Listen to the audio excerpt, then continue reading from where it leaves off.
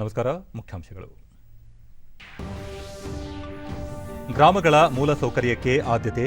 ಅಮೃತ ಗ್ರಾಮ ಯೋಜನೆಯಡಿ 2 ಕೋಟಿ ರೂಪಾಯಿ ನೆರವು. ಮುಖ್ಯಮಂತ್ರಿ ಬಸವರಾಜ ಬೊಮ್ಮಾಯಿ.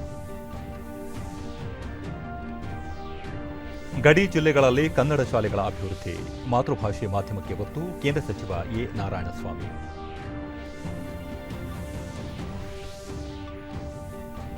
ಕೃಷಿ ಚಟುವಟಿಕೆಗಳಿಗೆ ಅಗತ್ಯ ನೆರವು. ಸಹಕಾರಿ ಸಂಸ್ಥೆಗಳಿಂದ ರೈತರಿಗೆ 20,000 ಕೋಟಿ ರೂಪಾಯಿ ಸಾಲ. ಸಚಿವ ಎಸ್. ಟಿ. ಸೋಮಶೇಖರ್. 100 ಕೋಟಿ ಲಸಿಕೆ ವಿತರಣೆ ಗುರಿ 12 ದಿನಗಳಲ್ಲಿ ಪೂರ್ಣ. ದೇಶೀಯ ಉತ್ಪಾದನೆ ಪೂರೈಕೆಯಿಂದ ಸಾಧನೆ. ಮನ್ಸುಖ್ ಮಾಂಡವೀಯ.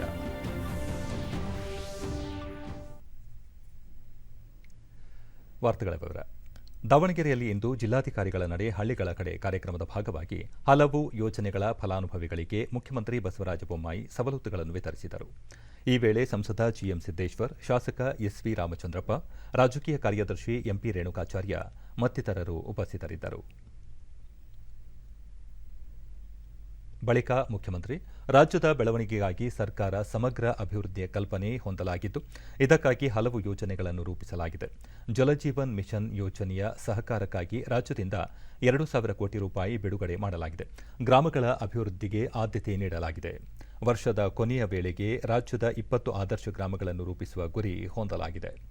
ಸ್ವಚ್ಛತೆ ಸೇರಿದಂತೆ ಎಲ್ಲ ಅಗತ್ಯ ಸೌಕರ್ಯಗಳನ್ನು ಕಲ್ಪಿಸಲಾಗುವುದು. ಇದಕ್ಕಾಗಿ ಆಯಾ ಗ್ರಾಮ ಪಂಚಾಯಿತಿಗಳಿಗೆ ತಲಾ 2 ಕೋಟಿ ರೂಪಾಯಿ ವೆಚ್ಚ ಮಾಡಲಾಗುವುದು.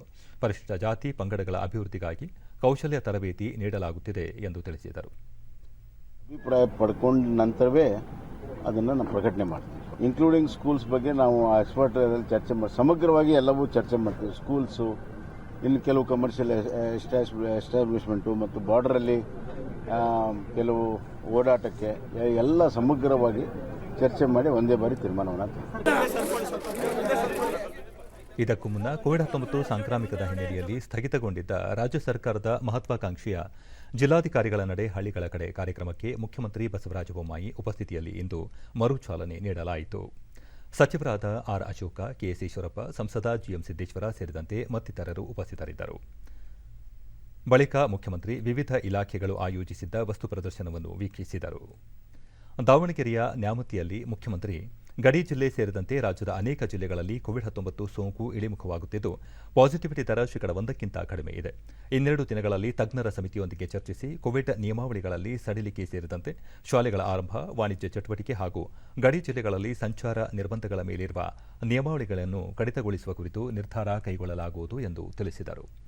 ಸೇವಾ ಸಿಂಧು ಸೇರಿದಂತೆ ಇತರ ಕಾರ್ಮಿಕ ಕಲ್ಯಾಣ ಯೋಜನೆಗಳು ನೈಜ ಫಲಾನುಭವಿಗಳಿಗೆ ತಲುಪುತ್ತಿಲ್ಲ ಎಂಬ ಆರೋಪಕ್ಕೆ ಪ್ರತಿಕ್ರಿಯಿಸಿದ ಅವರು, ಕೇಂದ್ರ ಸರ್ಕಾರ ಇ ಶ್ರಮ್ ಪೋರ್ಟಲ್ ಆರಂಭಿಸಿದ್ದು, ಆಧಾರ್ ಸಂಖ್ಯೆ ಜೋಡಣೆಯಾಗಿರುವ ಫಲಾನುಭವಿಗಳಿಗೆ ಸೂಕ್ತ ಸವಲತ್ತುಗಳು ದೊರೆಯಲಿವೆ. ನಕಲಿ ಕಟ್ಟಡ ಕಾರ್ಮಿಕರಿಗೆ ಮುಂದಿನ ದಿನಗಳಲ್ಲಿ ಸರ್ಕಾರದ ಯಾವುದೇ ಸೌಲಭ್ಯಗಳು ದೊರೆಯುವುದಿಲ್ಲ ಎಂದು ತಿಳಿಸಿದರು.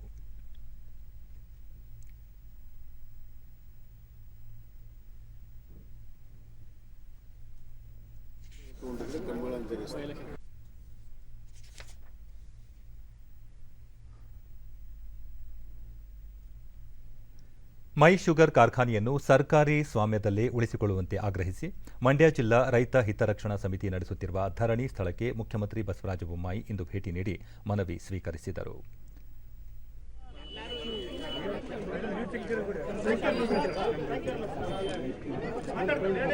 ಬಳಿಕ ಅವರು ಮೈ ಶುಗರ್ ಕಾರ್ಖಾನೆ ಕುರಿತು ಸರ್ಕಾರ ಈಗಾಗಲೇ ಚಿಂತನೆ ನಡೆಸಿದ್ದು, ಇದೇ 18ರಂದು ಸಚಿವರು ಹಾಗೂ ರೈತರೊಂದಿಗೆ ಚರ್ಚಿಸಿ ಅಂತಿಮ ನಿರ್ಧಾರ ಕೈಗೊಳ್ಳಲಾಗುವುದು.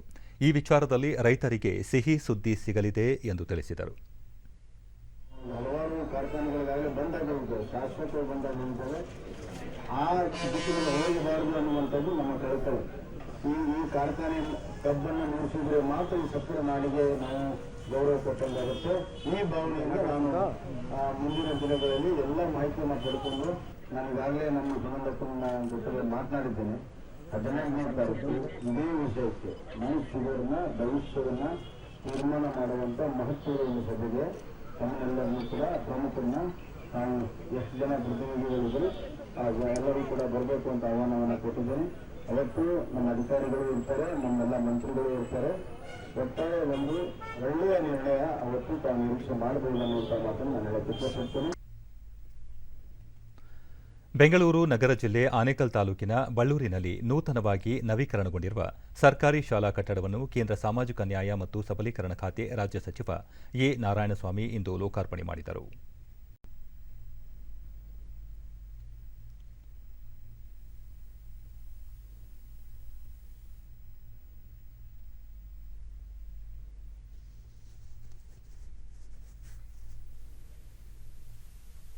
ಬಳಿಕ ಸುದ್ದಿಗಾರರೊಂದಿಗೆ ರಾಜ್ಯದ ಗಡಿ ಜಿಲ್ಲೆಗಳಲ್ಲಿ ಮಾತೃಭಾಷೆಯ ಸ್ಥಿತಿ ಶೋಚನೀಯವಾಗಿದ್ದು, ಕನ್ನಡ ಮಾಧ್ಯಮದ ಶಾಲೆಗಳು ಹಾಗೂ ಭಾಷೆಯ ಉಳಿವಿಗಾಗಿ ನಾಡಿನ ಜನತೆ ಶ್ರಮಿಸಬೇಕಿದೆ ಎಂದರು. ಶೈಕ್ಷಣಿಕ ವಿಚಾರದಲ್ಲಿ ಎಲ್ಲರೂ ಪೂರಕ ಸಹಕಾರದೊಂದಿಗೆ ಮುನ್ನಡೆಯಬೇಕು. ಗಡಿ ಭಾಗಗಳಲ್ಲಿ ಕನ್ನಡ ಶಾಲೆಗಳ ಅಭಿವೃದ್ಧಿಗೆ ಒತ್ತು ನೀಡಲಾಗಿದೆ ಎಂದು ತಿಳಿಸಿದರು. ರಾಜಕಾರಣ ಮಾಡೇ ಇವತ್ತು ಲೋಕಸಭಾ ಸದಸ್ಯನಾಗಿ ಕೇಂದ್ರದಲ್ಲಿ ಮಂತ್ರಿ ಆಗಿರೋದು. ಕರ್ನಾಟಕದ ಗಡಿ ಭಾಗದಲ್ಲಿ ಸಹ ಬಹುತೇಕ ಕನ್ನಡಿಗರು ಹೆಚ್ಚಿದ್ದಾರೆ. ಹೊಸೂರಿನಲ್ಲೂ ಸಹ ಹೆಚ್ಚು ಕನ್ನಡಿಗರು ಮಾತಾಡೋರು ಇದ್ದಾರೆ. ಟೆಕ್ನಿಕೋಟೆಯಲ್ಲಿ ಹೆಚ್ಚು ಕನ್ನಡ ಮಾತಾಡೋರು ಇದ್ದಾರೆ. 2021-22ನೇ ಸಾಲಿನಲ್ಲಿ ಸಹಕಾರಿ ಸಂಸ್ಥೆಗಳಿಂದ ರೈತರಿಗೆ 20,810 ಕೋಟಿ ರೂಪಾಯಿ ಸಾಲ ನೀಡುವ ಗುರಿ ಹೊಂದಲಾಗಿದೆ ಎಂದು ಸಹಕಾರಿ ಸಚಿವ ಎಸ್.ಟಿ. ಸೋಮಶೇಖರ್ ಮೈಸೂರಿನಲ್ಲಿ ಇಂದು ತಿಳಿಸಿದ್ದಾರೆ. ಸುದ್ದಿಗೋಷ್ಠಿಯಲ್ಲಿ ಅವರು, ಪ್ರಸಕ್ತ ಸಾಲಿನಲ್ಲಿ ಸಹಕಾರಿ ಸಂಸ್ಥೆಗಳಿಂದ 30 ಲಕ್ಷ ರೈತರಿಗೆ ಸಾಲ ನೀಡುವ ಗುರಿ ಹೊಂದಲಾಗಿದ್ದು, ಏಪ್ರಿಲ್ 1ರಿಂದ ಇದುವರೆಗೂ 12,90,000 ರೈತರಿಗೆ 9,200 ಕೋಟಿ ರೂಪಾಯಿ ನೀಡಲಾಗಿದೆ ಎಂದು ತಿಳಿಸಿದರು. ಜನಪ್ರತಿನಿಧಿಗಳು, ಅಧಿಕಾರಿಗಳು ಹಾಗೂ ಸಾರ್ವಜನಿಕರ ಸಹಕಾರದಿಂದ ಈ ಬಾರಿಯ ದಸರಾ ಮಹೋತ್ಸವ ಯಶಸ್ವಿಯಾಗಿ ನೆರವೇರಿದೆ. ಕೊರೋನಾ ಕರಿ ನೆರಳಿನ ನಡುವೆಯೂ ಸಾಮಾಜಿಕ ಮಾಧ್ಯಮಗಳ ಮೂಲಕ ಜನರು ಜಂಬೂ ಸವಾರಿ ವೀಕ್ಷಿಸಲು ಸಾಧ್ಯವಾಗಿದೆ. ಚಿನ್ನದ ಅಂಬಾರಿ ಹೊತ್ತಿದ ಅಭಿಮನ್ಯು ಸೇರಿದಂತೆ ಗಜಪಡೆ ಹಾಗೂ ಅಶ್ವಾರೋಹಿ ಪಡೆಗಳ ತರಬೇತಿ ನೀಡುವಲ್ಲಿ ಮಾವುತರು, ಅರಣ್ಯ ಇಲಾಖೆ ಸಿಬ್ಬಂದಿಯ ಶ್ರಮ ಮಹತ್ವದ್ದು ಎಂದು ತಿಳಿಸಿದರು. ರೈತರಿಗೆ 9,200 ಕೋಟಿ ಕೊಟ್ಟಿದ್ದೀವಿ. 21 ಜಿಲ್ಲೆಗೂ ಕೂಡ ಟೂರ್ ಮಾಡ್ತೀವಿ. 21 DCC ಬ್ಯಾಂಕನ್ನು ರಿವ್ಯೂ ಮಾಡ್ತೀವಿ. ಅದಕ್ಕೆ ಕೋಆರ್ಡಿನೇಟರ್ ಹಾಕಿರ್ತೀವಿ, ಅಡಿಷನಲ್ ರಿಜಿಸ್ಟರ್ಗಳನ್ನ. ಈ ಟಾರ್ಗೆಟನ್ನು ಕಂಪ್ಲೀಟ್ ಮಾಡ್ತೀವಿ. ಜಂಬೂ ಸವಾರಿ ಇರ್ಬೋದು, ಸಾಂಸ್ಕೃತಿಕ ಕಾರ್ಯಕ್ರಮಕ್ಕಿರ್ಬೋದು, ಉದ್ಘಾಟನೆಗಿರ್ಬೋದು, ಚಾಮುಂಡಿ ಬೆಟ್ಟದಿಂದ ಏನು ನಾವು ಸಾಂಪ್ರದಾಯಿಕವಾಗಿ ಈ ವರ್ಷ ಸ್ಟಾರ್ಟ್ ಮಾಡಿದೋ ಅದೆಲ್ಲವನ್ನು ಕೂಡ ಪೊಲೀಸ್ ಕಮಿಷನರ್ ಮತ್ತು ನಮ್ಮ ರೂರಲ್ SP ಅವರು, ನಮ್ಮ DCP ಅವರು ಇಬ್ಬರು ಎಲ್ಲ ಅವರ ಎಂಟೈರ್ ಟೀಮ್ ಒಂದೇ ಒಂದು ಕೊರತೆ ಉಂಟಾಗದೇ ಇರತಕ್ಕಂಥದ್ದು, ಒಂದೇ ಒಂದು ತೊಂದರೆ ಆಗದೇ ಇರತಕ್ಕಂಥ ರೀತಿಯಲ್ಲಿ ಈ ದಸರಾವನ್ನು ಯಶಸ್ವಿ ಮಾಡಿದ್ದಾರೆ. ಅವರಿಗೂ ಕೂಡ ನಾನು ತುಂಬ ಹೃದಯದ ಅಭಿನಂದನೆಗಳನ್ನು ಈ ಸಂದರ್ಭದಲ್ಲಿ ಹೇಳಲಿಕ್ಕೆ. ಜಿಲ್ಲಾಧಿಕಾರಿ ಡಾ. ಅಗಾದಿ ಗೌತಮ್, ಚಾಮುಂಡೇಶ್ವರಿ ಆಶೀರ್ವಾದದಿಂದ ದಸರಾ ಮಹೋತ್ಸವ ಸಂಪೂರ್ಣವಾಗಿ ಯಶಸ್ವಿಯಾಗಿದೆ ಎಂದರು. ಎಲ್ಲ ಜನಪ್ರತಿನಿಧಿಗಳ, ಎಲ್ಲ ಅಧಿಕಾರಿಗಳ, ಎಲ್ಲ ಮಾಧ್ಯಮ ಮಿತ್ರರ, ಎಲ್ಲ ಜನರ ಸಹಯೋಗದೊಂದಿಗೆ ಯಶಸ್ವಿಯಾಗಿ ಮುಗಿದಿದೆ ಅಂತ ಅನ್ಕೊಳ್ತಾ ಇದ್ದೀನಿ. ಪೊಲೀಸ್ ಆಯುಕ್ತ ಚಂದ್ರಗುಪ್ತ, ಮೈಸೂರು ದಸರಾ ಆಚರಣೆ ಪ್ರವಾಸೋದ್ಯಮಕ್ಕೆ ಉತ್ತೇಜನ ನೀಡಿದೆ. ಕೊರೋನಾ ಸೋಂಕಿನ ನಡುವೆಯೂ ಸುಸೂತ್ರವಾಗಿ ನಾಡಹಬ್ಬ ನೆರವೇರಲು ಎಲ್ಲರ ಸಹಕಾರ ಕಾರಣವಾಗಿದೆ ಎಂದು ಅಭಿಪ್ರಾಯಪಟ್ಟರು.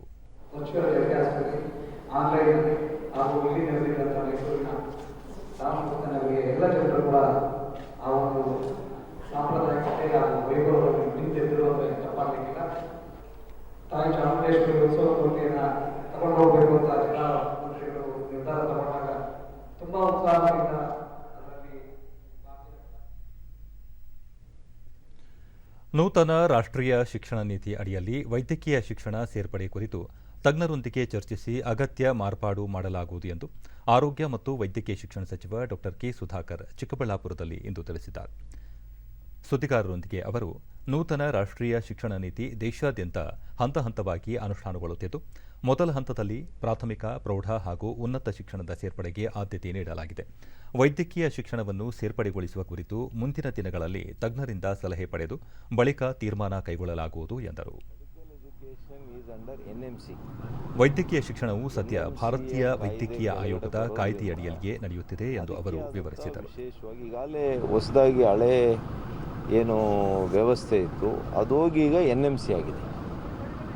ನ್ಯೂ ಮೆಡಿಕಲ್ ಎಜುಕೇಷನ್ ಪಾಲಿಸಿ ಕೂಡ ಅದರ ಮೂಲಕ ಬರ್ತದೆ.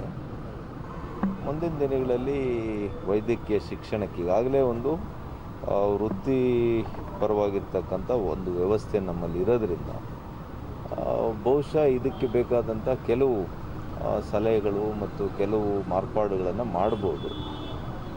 ಅಥವಾ ಮುಂದಿನ ದಿನಗಳಲ್ಲಿ ಯಾವ ರೀತಿ ವಿಚಾರ ಮಾಡಿದ್ದಾರೆ ನನಗೆ ಗೊತ್ತಿಲ್ಲ. ಆದರೆ ಈಗ NMCಯಲ್ಲಿ ಮೆಡಿಕಲ್ ಎಜುಕೇಷನ್. ವಿಧಾನಸಭಾ ಉಪಚುನಾವಣೆ ನಡೆಯುತ್ತಿರುವ ಹಾವೇರಿ ಜಿಲ್ಲೆಯ ಹಾನಗಲ್ ಕ್ಷೇತ್ರದಲ್ಲಿಂದು ವಿಧಾನಸಭೆ ವಿರೋಧ ಪಕ್ಷದ ನಾಯಕ ಸಿದ್ದರಾಮಯ್ಯ ಕಾಂಗ್ರೆಸ್ ಅಭ್ಯರ್ಥಿ ಪರ ಮತಯಾಚನೆ ನಡೆಸಿದರು.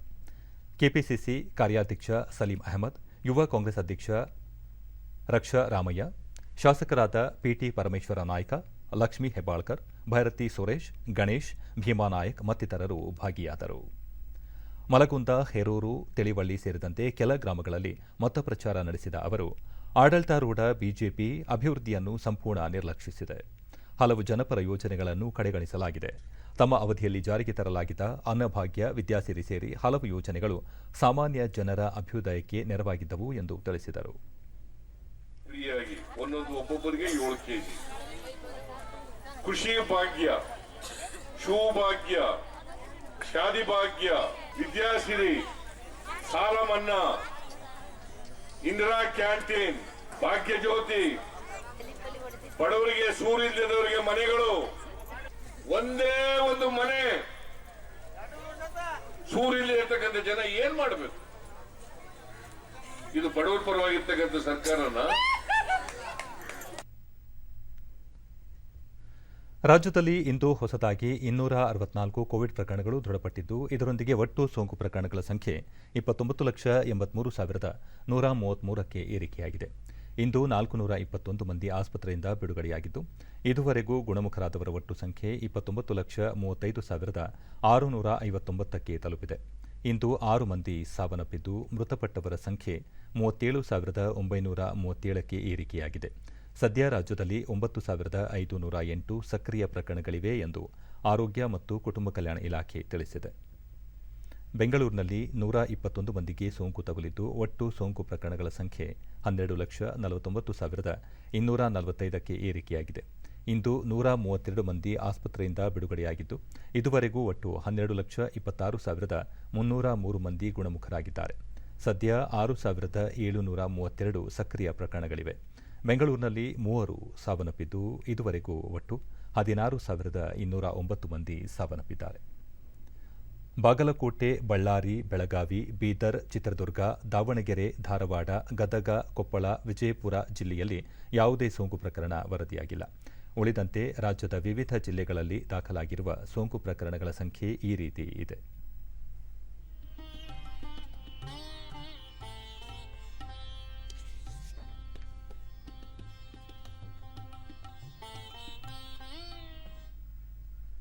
ಕೋವಿಡ್ ಲಸಿಕೆ ನೀಡಿಕೆ ಕುರಿತ ದೃಶ್ಯ ಧ್ವನಿ ಗೀತೆಯನ್ನು ಕೇಂದ್ರ ಆರೋಗ್ಯ ಸಚಿವ ಮನ್ಸುಖ್ ಮಾಂಡವೀಯ ಮತ್ತು ಪೆಟ್ರೋಲಿಯಂ ಸಚಿವ ಹರ್ದೀಪ್ ಸಿಂಗ್ ಪುರಿ ದೆಹಲಿಯಲ್ಲಿ ಇಂದು ಲೋಕಾರ್ಪಣೆಗೊಳಿಸಿದರು. ಕೋವಿಡ್ ಲಸಿಕೆ ಬಗ್ಗೆ ಹೆಚ್ಚಿನ ಜಾಗೃತಿ ಮೂಡಿಸುವ ನಿಟ್ಟಿನಲ್ಲಿ ರಚಿಸಲಾಗಿರುವ ಈ ಗೀತೆಯನ್ನು ಖ್ಯಾತ ಗಾಯಕ ಕೈಲಾಶ್ ಖೇರ್ ಹಾಡಿದ್ದಾರೆ. कर विश्व बचाएं सबकी जिम्मेदारी, ये संकट दूर भगाएं जन जन भागीदारी, टीकाकरण से ही मात खाएगी ये महामारी। है विराट है विशाल भारत का संदेश, 97 करोड़ से एवो लोगों को. ಮನ್ಸುಖ್ ಮಾಂಡವೀಯ, ದೇಶದಲ್ಲಿ 97 ಕೋಟಿಗೂ ಅಧಿಕ ಕೋವಿಡ್ ಲಸಿಕೆ ಮೊದಲ ಡೋಸ್ಗಳನ್ನು ನೀಡಲಾಗಿದ್ದು, ಈ ಪ್ರಮಾಣ 100 ಕೋಟಿ ಸಮೀಪಿಸುತ್ತಿದೆ.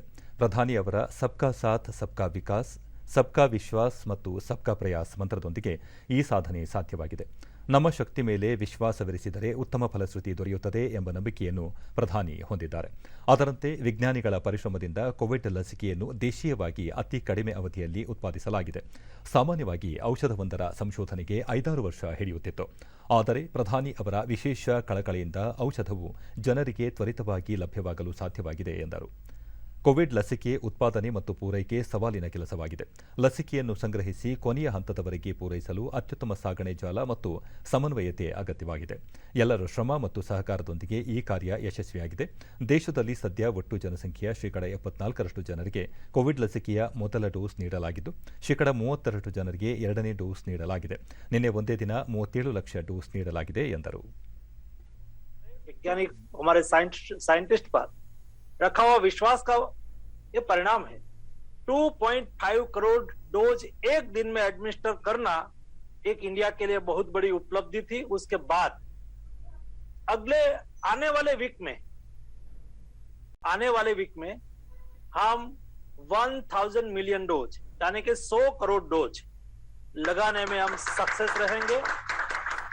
नियरेस्ट 30% सेकंड डोज लग गए और आगे बढ़ रहा है। आज अभी मैं देख रहा था, अभी तक 37 लाख डोज आज एडमिनिस्टर हो गया। 1 billion. ಹರ್ದೀಪ್ ಸಿಂಗ್ ಪುರಿ ಕೋವಿಡ್ ಲಸಿಕೆಯ ಸುರಕ್ಷತೆ ಬಗ್ಗೆ ಕೆಲವರು ಸಂದೇಹ ವ್ಯಕ್ತಪಡಿಸುತ್ತಿದ್ದರು. ಆದರೆ ಲಸಿಕೆಯ ಅಗತ್ಯತೆ ಮತ್ತು ಸುರಕ್ಷತೆ ಮನಗಂಡು ಇದೀಗ ಇವರೆಲ್ಲ ಸುಮ್ಮನಾಗಿದ್ದಾರೆ. ಜನರಲ್ಲೂ ಜಾಗೃತಿ ಮೂಡಿದೆ. ದೇಶದಲ್ಲಿ ಅಗತ್ಯ ಲಸಿಕೆ ಲಭ್ಯವಿದ್ದು ವಿದೇಶಗಳಿಗೂ ಪೂರೈಕೆಯಾಗುತ್ತಿದೆ. ದೇಶಾದ್ಯಂತ 102ಕ್ಕೂ ಹೆಚ್ಚು ಆಮ್ಲಜನಕ ಸ್ಥಾವರಗಳನ್ನು ಸ್ಥಾಪಿಸಲಾಗಿದೆ ಎಂದರು. ऑफलोड होना चाहिए, प्लेन से जाना चाहिए। लोडिंग भी 12 से 18 मिनट में ये काम कोल्ड चेन का सब खत्म करना था, वो तो सब हो गया। ತಾಂತ್ರಿಕತೆ ಬೆಳೆದಂತೆ ಭಾಷಾ ಬೆಳವಣಿಗೆಯ ನೂತನ ಆವಿಷ್ಕಾರಗಳು ರೂಪುಗೊಳ್ಳುತ್ತಿರುವುದು ಸಹಜವಾಗಿದ್ದು ಬಹುಭಾಷಾ ಕಂಪ್ಯೂಟರ್ ಕೀಲಿಮಣೆ ವಿನ್ಯಾಸಗೊಂಡಿದೆ. ವಿವಿಧ ಭಾಷೆಗಳೊಂದಿಗೆ ಕನ್ನಡವನ್ನು ಬೆಸೆಯುವ ಈ ಕೀಲಿಮಣೆಯ ವಿಶೇಷತೆಗಳ ಕುರಿತ ವರದಿ ಇಲ್ಲಿದೆ. ನಗರದಲ್ಲಿರುವ ಕನಾದ ಫೋನೆಟಿಕ್ಸ್ ಸಂಸ್ಥೆ ತಾಂತ್ರಿಕ ಕ್ಷೇತ್ರದಲ್ಲಿ ಹೊಸ ಆವಿಷ್ಕಾರಕ್ಕೆ ನಾಂದಿ ಹಾಡಿದೆ. ಭಾರತೀಯ ಭಾಷಾ ಅನುಗುಣ ಬಹುಭಾಷಿಕ ಬ್ರಾಹ್ಮಿ ವರ್ಣ ಅಕ್ಷರ ವ್ಯವಸ್ಥೆಯ ಕೀಲಿಮಣೆಯನ್ನು ಸಂಸ್ಥೆ ತಯಾರಿಸಿದ್ದು ಕನ್ನಡ, ತುಳು ಸೇರಿದಂತೆ ಸುಮಾರು 10 ಭಾಷೆಗಳಲ್ಲಿ ಸ್ವರ ವ್ಯಂಜನಗಳಿಗೆ ಅನುಸಾರವಾಗಿ ಈ ವಿಶೇಷ ಕೀಲಿಮಣೆಯನ್ನು ರೂಪುಗೊಳಿಸಲಾಗಿದೆ. ವಿದ್ಯಾರ್ಥಿಗಳಿಗೆ, ಅದರಲ್ಲೂ ಗ್ರಾಮೀಣ ಪ್ರದೇಶದ ಮಕ್ಕಳಿಗೆ ಅನುಕೂಲವಾಗುವಂತೆ ಪಠ್ಯಕ್ರಮವನ್ನು ಚಿಕ್ಕ ಗಣಕಯಂತ್ರದಲ್ಲಿ ಅಳವಡಿಸಲಾಗಿದ್ದು ವಿಶೇಷವಾದ ಸಣ್ಣ ಚೀಲದಲ್ಲಿ ಸುಲಭವಾಗಿ ಕೊಂಡೊಯ್ಯಬಹುದಾಗಿದೆ. ಇದಕ್ಕೆ ಇಂಟರ್ನೆಟ್ ಸೌಲಭ್ಯದ ಅಗತ್ಯವಿಲ್ಲ. ಟ್ಯಾಬ್ ಅಥವಾ ಸ್ಮಾರ್ಟ್ ಮೊಬೈಲ್ಗೆ ಅಳವಡಿಸಿ ಬಳಸಬಹುದಾಗಿದೆ. ಡಿಡಿ ನ್ಯೂಸ್ನೊಂದಿಗೆ ಕನಾದ ಫೋನೆಟಿಕ್ಸ್ ಸಂಸ್ಥೆ ಸಂಸ್ಥಾಪಕ ಗುರುಪ್ರಸಾದ್ ಆಂಗ್ಲ ಭಾಷೆಯ ಕೀಲಿಮಣೆಯನ್ನು ಕನ್ನಡಕ್ಕೆ ಬದಲಾಯಿಸಿದಾಗ ತಪ್ಪುಗಳ ಅರಿವು ಮತ್ತು ಸರಾಗ ಕಲಿಕೆಗೆ ಅಮೆರಿಕದಲ್ಲಿನ ಹಿಂದೂ ವಿಶ್ವವಿದ್ಯಾಲಯದ ಅಧ್ಯಾಪಕ ವೆಂಕಟಕೃಷ್ಣ ಶಾಸ್ತ್ರಿಗಳೊಂದಿಗೆ ಅನ್ವೇಷಣೆಯಲ್ಲಿ ಭಾಷೆಗಳ ಬಗೆಗಿನ ಅರಿವು ಹಾಗೂ ಭಾಷೆಯ ವಿಶೇಷ ಗುಣಗಳ ಕುರಿತು ಅಧ್ಯಯನ ನಡೆಸಿ ನೂತನ ಕೀಲಿಮಣೆ ತಯಾರಿಕೆಗೆ ಸಹಕಾರಿಯಾಯಿತು ಎಂದರು. ನಾವು ಅದನ್ನು ಸಂಶೋಧನೆ ಮಾಡಿ ನಮ್ಮ ಒಂದು ಭಾಷಾ ನೀತಿಯ ಪ್ರಕಾರ ಯಾವ ರೀತಿ ಇರಬೇಕು ಎಂಬುದನ್ನು ನಾವು ಈ ನಮ್ಮ ಕಾನಾದ ಕೀಲಿಮಣೆಯಲ್ಲಿ ನಾವು ತೋರಿಸ್ಕೊಟ್ಟಿದ್ದೀವಿ ನಿಮಗೆ. ಆ ಒಂದು ಸ್ವರ ವ್ಯಂಜನಗಳ ವಿಂಗಡಣೆ ಇದೆಯಲ್ಲ, ಅದು ನಮ್ಮ ಎಲ್ಲ ಭಾರತೀಯ ಭಾಷೆಗೆ ಅನುಗುಣವಾಗಿ ಮಾಡಿದೆ. ಈಗ ಒಬ್ಬರು ಅವರವರ ಮಾತೃಭಾಷೆಯ ಮೇಲಿನ ಪರದೆಯಲ್ಲಿ ಅವರವರ ಭಾಷೆಯ ಕೀಲಿಗಳನ್ನು ನಾವು ಪ್ರಿಂಟ್ ಮಾಡ್ತೀವಿ. ಕೀಲಿಮಣೆಯ ತಯಾರಿಕೆಯ ಹಿಂದೆ ಸುಮಾರು 40 ಮಂದಿ ಸಿಬ್ಬಂದಿಯ ಶ್ರಮವಿದ್ದು ಇದು ಮೇಕ್ ಇನ್ ಇಂಡಿಯಾದ ಆವಿಷ್ಕಾರವಾಗಿದೆ. ಅಲ್ಲದೆ ಮುಂಬರುವ ದಿನಗಳಲ್ಲಿ ಕೌಶಲ್ಯ ಅಭಿವೃದ್ಧಿ ತರಬೇತಿದಾರರು, ವಿಷಯ ಸಂಗ್ರಹಣೆಗಾರರು ಮುಂತಾದವರಿಗೆ ಉದ್ಯೋಗ ದೊರೆಯುವ ಅವಕಾಶಗಳು ವಿಪುಲವಾಗಿವೆ ಎಂದರು. ಒಂದು ನಮ್ಮ ಸಂಸ್ಕೃತಿ ಎಲ್ಲ ಇದರ ಅಡಿಪಾಯ ನಮ್ಮ ಭಾಷೆ. ಇಷ್ಟು ಸಾವಿರ ವರ್ಷದ ಒಂದು ಹಿಸ್ಟ್ರಿ ಇರುವ ನಮ್ಮ ಈ ಒಂದು ಭಾಷೆ ತಾಂತ್ರಿಕತೆಗೆ ನಾವೀಗ ಅಳವಡಿಸುವ ಒಂದು ಸಾಧ್ಯತೆ ತೋರಿಸ್ಕೊಡ್ತೀವಿ. ಹಾಗಾಗಿ ಹೊಸ ರೀತಿಯ ಕೆಲಸಗಳು ಉತ್ಪತ್ತಿಯಾಗ್ತವೆ. ಸಂಸ್ಥೆಯ ವಿನ್ಯಾಸ ಹಾಗೂ ಉತ್ಪಾದನಾ ಮೇಲ್ವಿಚಾರಕ ಶಿರಿನ್ ಹಲವು ರೀತಿಯ ತರಬೇತಿ ಹಾಗೂ ಭಾಷೆಯ ಬಗ್ಗೆ ಈ ಅನ್ವೇಷಣೆಯಿಂದ ತಿಳಿಯಲು ಸಹಕಾರಿಯಾಯಿತು. ಕೀಲಿಮಣೆ ಆವಿಷ್ಕಾರದ ವೇಳೆ ಹಲವು ಸಮಸ್ಯೆಗಳು ಎದುರಾದವು ಎಂದು ಹೇಳಿದರು. ನನಗೆ ಹಳ್ಳಿಯಲ್ಲಿ ಅಲ್ಲಿ ಮುಗಿಸ್ಬಿಟ್ಟು ಜಾಬ್ ಎಲ್ಲ ಮುಗಿಸ್ಬಿಟ್ಟು ಇಲ್ಲಿ ಬಂದು ಇಲ್ಲಿ ನಂಗೆ ಸರ್ ಟ್ರೈನಿಂಗ್ ಮಾಡಿದ್ದಾರೆ. ಇಲ್ಲಿ ಬಂದುಬಿಟ್ಟು ನಾನು ಇಲ್ಲಿ 3D ಪ್ರಿಂಟಿಂಗ್ ಮಾಡೋದು, ಇಲ್ಲಿ ಡಿಸೈನಿಂಗ್ಸಲ್ಲಿ ಏನೇನು ಪ್ರಾಬ್ಲಮ್ಸ್ ಬರುತ್ತೆ, ಪ್ರೊಡಕ್ಷನಲ್ಲಿ ಏನೇನು ಪ್ರಾಬ್ಲಮ್ಸ್ ಬರುತ್ತೆ ಅದನ್ನೆಲ್ಲ ನಾನು ರೀಡ್ ಮಾಡೋದು ಹೇಗಂತ ಕಲ್ತ್ಕೊಂಡಿದ್ದೀನಿ. ಮತ್ತು ನಮ್ಮ ಭಾಷೆ ಬಗ್ಗೆ ತುಂಬ ಸರ್ ಮಾತಾಡೋದು, ಅವರು ಎಕ್ಸ್ಪ್ಲನೇಷನ್ ಮಾಡ್ತಾ ಇರ್ತಾರೆ ಯಾವಾಗ. ಸ್ವಾತಂತ್ರ್ಯ ಅಮೃತ ಮಹೋತ್ಸವದ ಅಂಗವಾಗಿ ಉಡುಪಿ ಜಿಲ್ಲೆ ಕುಂದಾಪುರ ತಾಲೂಕಿನ ಕುಂಬಾಸಿಯ ಮಕ್ಕಳ ಮನೆಯಲ್ಲಿಂದು ಆಯೋಜಿಸಿದ್ದ ಕಾನೂನು ಅರಿವು ನೆರವು ಕಾರ್ಯಕ್ರಮಕ್ಕೆ ರಾಜ್ಯ ಕಾನೂನು ಸೇವೆಗಳ ಪ್ರಾಧಿಕಾರ ಸದಸ್ಯ ಕಾರ್ಯದರ್ಶಿ ಎಚ್ ಶಶಿಧರ ಶೆಟ್ಟಿ ಚಾಲನೆ ನೀಡಿದರು. ಜಿಲ್ಲಾ ಕಾನೂನು ಸೇವೆಗಳ ಪ್ರಾಧಿಕಾರದ ಸದಸ್ಯ ಕಾರ್ಯದರ್ಶಿ ಶರ್ಮಿಳಾ ಸೇರಿದಂತೆ ಹಲವು ಗಣ್ಯರು ಉಪಸ್ಥಿತರಿದ್ದರು.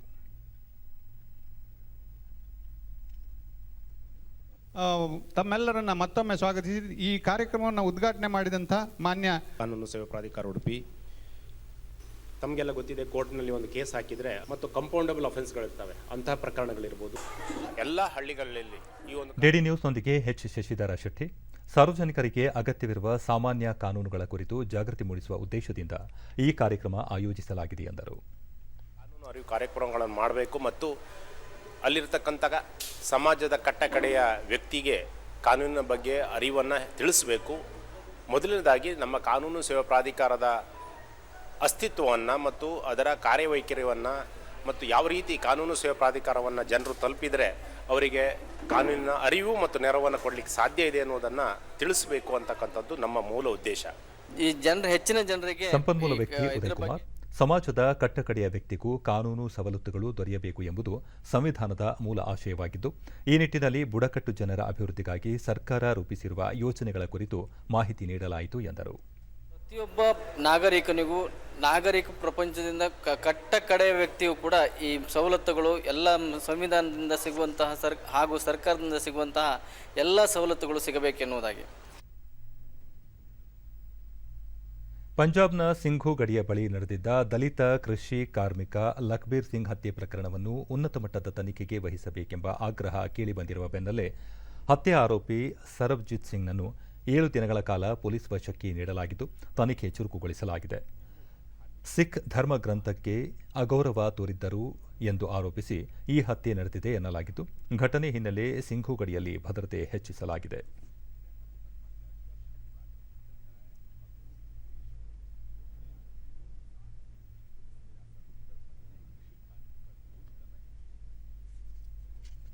ಮೂರು ದಿನಗಳ ಅಂಡಮಾನ್ ನಿಕೋಬಾರ್ ಭೇಟಿಯಲ್ಲಿರುವ ಕೇಂದ್ರ ಗೃಹ ಸಚಿವ ಅಮಿತ್ ಶಾ 2ನೇ ದಿನವಾದ ಇಂದು ಶಹೀದ್ ದ್ವೀಪದ ಪರಿಸರ ಪ್ರವಾಸೋದ್ಯಮ ಯೋಜನೆ ಸೇರಿದಂತೆ ವಿವಿಧ ಅಭಿವೃದ್ಧಿ ಯೋಜನೆಗಳ ವೈಮಾನಿಕ ಸಮೀಕ್ಷೆ ನಡೆಸಿದರು.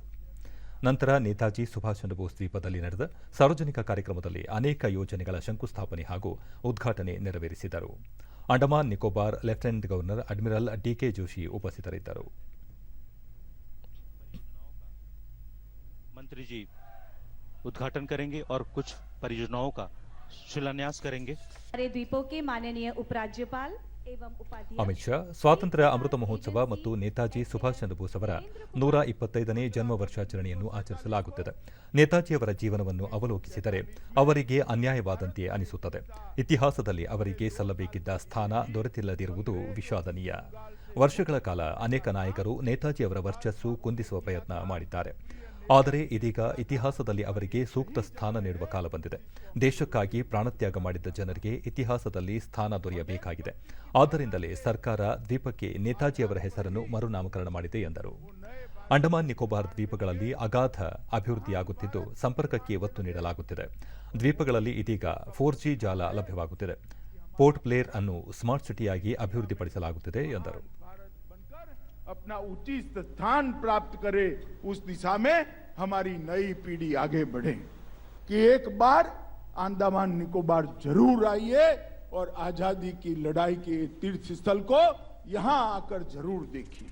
मित्रों, मोदी जी ने इसीलिए यहां 3 स्वराज और सुभाष ब्रिज रखा, जिससे आने वाली पीढ़ियां प्रेरणा ले सके कि इन लोगों ने, हमारे पुरखों ने जो लड़ाई लड़ी, अब देश आजाद हो गया है, उनके स्वप्नों के भारत बनाने की जिम्मेदारी हमारी है. उनका ಬಳಿಕ ಬಿಜೆಪಿ ಕಾರ್ಯಕರ್ತರು ಹಾಗೂ ಚಿಂತಕರನ್ನುದ್ದೇಶಿಸಿ ಮಾತನಾಡಿದ ಅಮಿತ್ ಶಾ, ವೀರ್ ಸಾವರ್ಕರ್ ಹೊಂದಿದ್ದಂತಹ ದೇಶಭಕ್ತಿಯನ್ನು ಯಾರೊಬ್ಬರೂ ಹೊಂದಿಲ್ಲ ಎಂಬುದು ತಮ್ಮ ನಂಬಿಕೆಯಾಗಿದೆ. ಸಮಾಜದ ವಿರೋಧದ ನಡುವೆಯೂ ಕಷ್ಟದ ಸಂದರ್ಭಗಳಲ್ಲಿ ಅವರು ತಮ್ಮ ನಿಲುವು ಬದಲಾಯಿಸದೆ ತಮ್ಮ ಅಭಿಪ್ರಾಯಗಳನ್ನು ಬಹಿರಂಗವಾಗಿ ವ್ಯಕ್ತಪಡಿಸುತ್ತಿದ್ದರು. ಇಂತಹ ಧೈರ್ಯವನ್ನು ಕೆಲವೇ ಮಂದಿ ಹೊಂದಿದ್ದರು ಎಂಬುದು ತಮ್ಮ ನಂಬಿಕೆಯಾಗಿದೆ ಎಂದರು. ನಿರ್ಣಯಗಳನ್ನು ತೆಗೆದುಕೊಳ್ಳಲು ಮುಖ್ಯವಾಗಿ ಬಿಜೆಪಿ ಕಾರ್ಯಕರ್ತರಿಗೆ ಈ ವರ್ಷ ಒಳ್ಳೆಯ ಸಂದರ್ಭವಾಗಿದೆ. ಭವ್ಯ ಭಾರತ ನಿರ್ಮಾಣಕ್ಕಾಗಿ ಬಿಜೆಪಿ ಸ್ಥಾಪಿತವಾಯಿತು. ಅಧಿಕಾರಕ್ಕಾಗಿ ಬಿಜೆಪಿ ರಾಜಕೀಯಕ್ಕೆ ಬಂದಿದ್ದಲ್ಲ. ಬಿಜೆಪಿಯ ಸಿದ್ಧಾಂತ ಭವ್ಯ ಭಾರತ ನಿರ್ಮಿಸುವುದೇ ಆಗಿದೆ ಎಂದರು. किसी भी विपरीत परिस्थिति में अपने विचारों को बेबाक तरीके से रखना और पूरे समाज का विरोध भी सहन करना, मैं मानता हूं इतनी हिम्मत बहुत कम लोगों के अंदर होती है जो वीर सावरकर के अंदर थी. ಬೆಂಗಳೂರು ಸುತ್ತಮುತ್ತ ಇಂದು ಕೂಡ ಧಾರಾಕಾರ ಮಳೆಯಾಗುತ್ತಿದೆ. ಸಂಜೆ ಆರಂಭವಾದ ಮಳೆ ಅರ್ಧ ಗಂಟೆಗೂ ಹೆಚ್ಚು ಕಾಲ ನಿರಂತರವಾಗಿ ಸುರಿಯಿತು. ಮೇಕ್ರಿ ವೃತ್ತ, ಜಯಮಹಲ್, ಆಟಿನಗರ, ಹೆಬ್ಬಾಳ ಸೇರಿದಂತೆ ವಿವಿಧೆಡೆ ಮಳೆಯಾಗುತ್ತಿದ್ದು ತಗ್ಗು ಪ್ರದೇಶಗಳಿಗೆ ನೀರು ನುಗ್ಗಿ ವಾಹನ ಸಂಚಾರಕ್ಕೆ ಅಡಚಣೆಯುಂಟಾಗಿದೆ.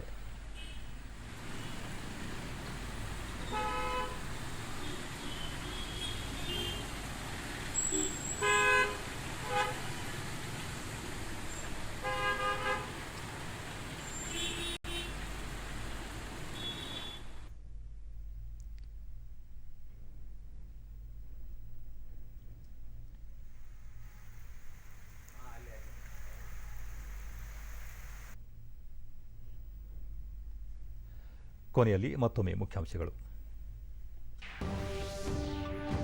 ಗ್ರಾಮಗಳ ಮೂಲಸೌಕರ್ಯಕ್ಕೆ ಆದ್ಯತೆ, ಅಮೃತ ಗ್ರಾಮ ಯೋಜನೆಯಡಿ 2 ಕೋಟಿ ರೂಪಾಯಿ ನೆರವು, ಮುಖ್ಯಮಂತ್ರಿ ಬಸವರಾಜ ಬೊಮ್ಮಾಯಿ. ಗಡಿ ಜಿಲ್ಲೆಗಳಲ್ಲಿ ಕನ್ನಡ ಶಾಲೆಗಳ ಅಭಿವೃದ್ಧಿ, ಮಾತೃಭಾಷೆ ಮಾಧ್ಯಮಕ್ಕೆ ಒತ್ತು, ಕೇಂದ್ರ ಸಚಿವ ಎ. ನಾರಾಯಣಸ್ವಾಮಿ.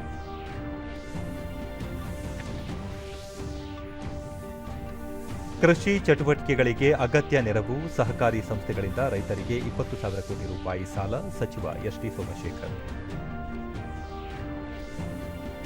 100 ಕೋಟಿ ಲಸಿಕೆ ವಿತರಣೆ ಗುರಿ 12 ದಿನಗಳಲ್ಲಿ ಪೂರ್ಣ, ದೇಶೀಯ ಉತ್ಪಾದನೆ ಪೂರೈಕೆಯಿಂದ ಸಾಧನೆ, ಮನ್ಸುಖ್ ಮಾಂಡವೀಯ.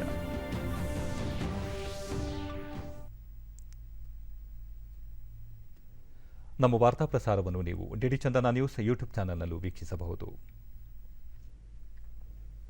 ವೀಕ್ಷಕರೇ, ವ್ಯಕ್ತಿಗತ ಅಂತರ ಕಾಪಾಡಿಕೊಳ್ಳುವುದರೊಂದಿಗೆ ನೀವು ಸುರಕ್ಷಿತವಾಗಿರಿ, ನಿಮ್ಮವರನ್ನು ಸುರಕ್ಷಿತವಾಗಿ ಇರಿಸಿ. ನೈರ್ಮಲ್ಯಕ್ಕೆ ಆದ್ಯತೆ ನೀಡುವುದರ ಜೊತೆಗೆ ಕೋವಿಡ್-19 ಮಾರ್ಗಸೂಚಿಗಳನ್ನು ತಪ್ಪದೇ ಪಾಲಿಸಿ. ಇಲ್ಲಿಗೆ ಇಂದಿನ ವಾರ್ತಾ ಪ್ರಸಾರ ಮುಕ್ತಾಯವಾಯಿತು. ಸತ್ಯ, ಸಮರ್ಥ, ಸಂಪೂರ್ಣ ಸುದ್ದಿಗಾಗಿ ವೀಕ್ಷಿಸಿ ಚಂದನ ವಾರ್ತೆ. ನಮ್ಮ ಮುಂದಿನ ವಾರ್ತಾ ಪ್ರಸಾರ ನಾಳೆ ಬೆಳಗ್ಗೆ 7:30 ನಮಸ್ಕಾರ.